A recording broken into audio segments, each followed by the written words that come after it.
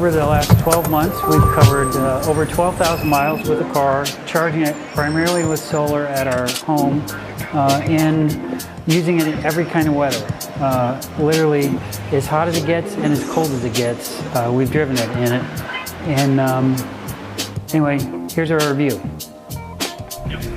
It's fitting that when I'm trying to describe what it's like to own the i3 for 12 months, that it's raining, because we have owned and driven this car in every kind of weather, from 105 degrees Fahrenheit to 5 degrees Fahrenheit, which is like minus 15 degrees Celsius. So in our 12 months, we put over 12,000 miles on the car, and we have had not a single problem, save one flat, which is not the car's fault, where we ran over about a 4-inch bolt. The car has been perfect, and I have to admit that I was a little bit apprehensive at first. That I thought the car, brand new technology, we got it in 2014. I was really afraid that the car might actually have some issues, because I mean, BMW's never made a carbon fiber all-electric car, but it's been no issue for us as far as the range goes. BMW says about 80 miles, and that's a good, accurate statement, except for when it gets really cold. And when it gets really cold, the range can decrease quite a bit. You can lose maybe lose 35–40%. So here's the bottom of our i3 after 12 months worth of use, driving it in the rain and the snow. We live in the snow belt where they use a lot of salt and sand, and really I don't see any corrosion anywhere up under here.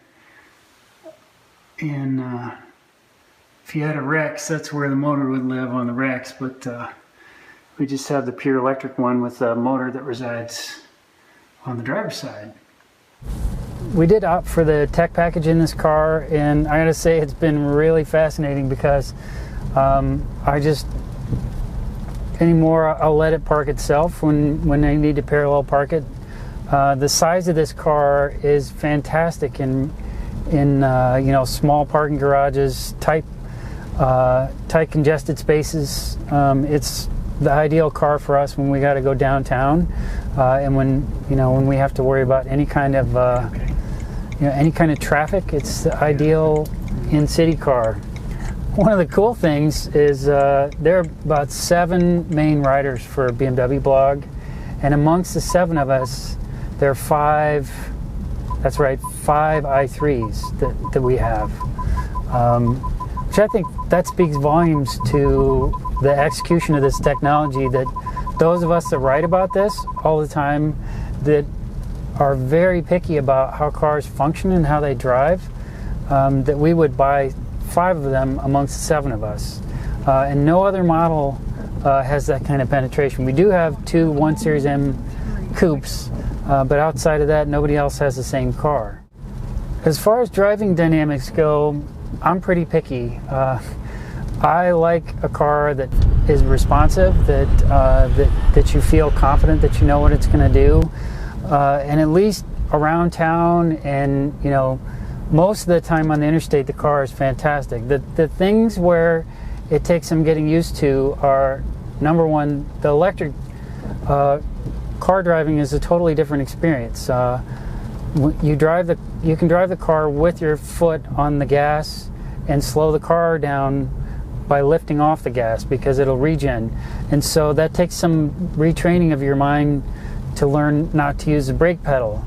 I would give you, however, it has been a little tricky sometimes, and it took me months to figure this out, but when the battery's full, or the battery's cold, or the battery's been preconditioned, and you go to lift off, the battery doesn't need the power. It can't handle the power. So what it does is pedal regeneration is different. So you have to immediately recalibrate your mind and or reach for the brake pedal, because sometimes when you lift off the gas, like right there, sometimes it isn't that strong. And I think those of us that have really like electric car driving like the sensation of lifting off the gas when you want to slow down and knowing that the energy is going back to the battery. However, when it's cold, it's not going to do it because it just can't handle the electricity. Anytime between like almost empty and 3/4, I can tell you what it's going to do. But when it's full or when it's cold, it takes a little bit getting used to see what it's doing.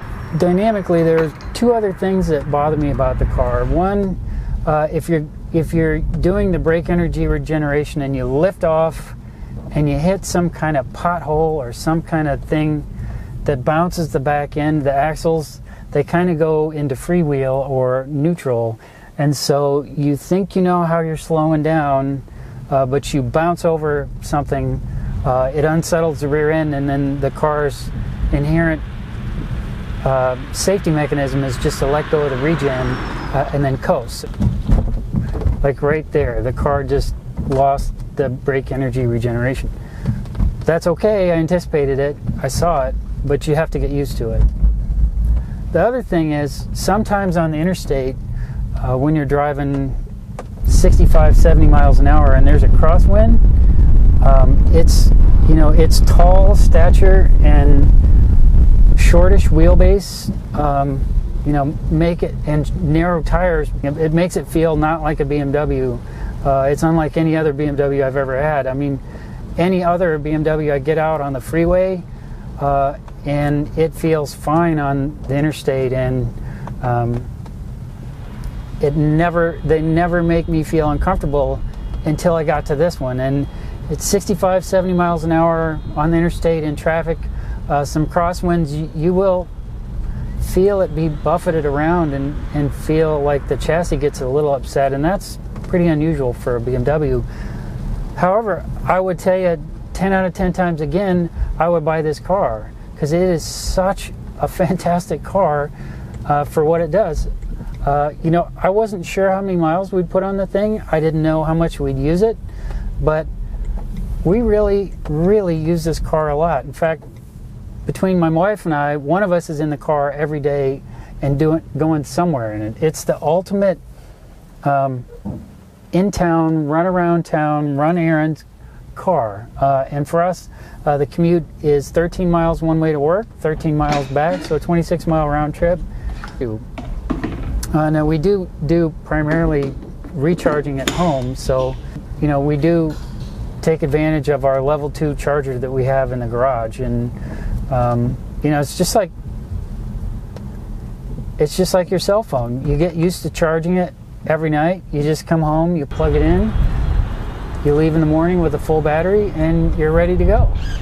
One of the less useful things is the front trunk. The frunk, as it's called. It's not really weatherproof. It's not very big. It's not really very useful for carrying much outside of a gallon of milk or our Chinese takeout. In our 12 months of testing and 12,000 miles, we found the BMW i3 to be much more practical than I would have thought it was, because it really took and handled any kind of weather that we threw at it. We also found that when properly equipped with these snow tires on a separate set of wheels for us to make mounting and changing them out easier, and a good set of winter floor mats, that this thing would handle any kind of winter weather. Range is definitely affected. If you're interested, see our winter testing video. But it really is a very practical layout. The rear seats fold down, the hatch is big. We've actually put my daughter's 3/4 size base that fits in the car, and multiple runs to Costco. It's been a great car, and without a doubt we would buy it again. In fact, we intend to keep one in our family for some time to come.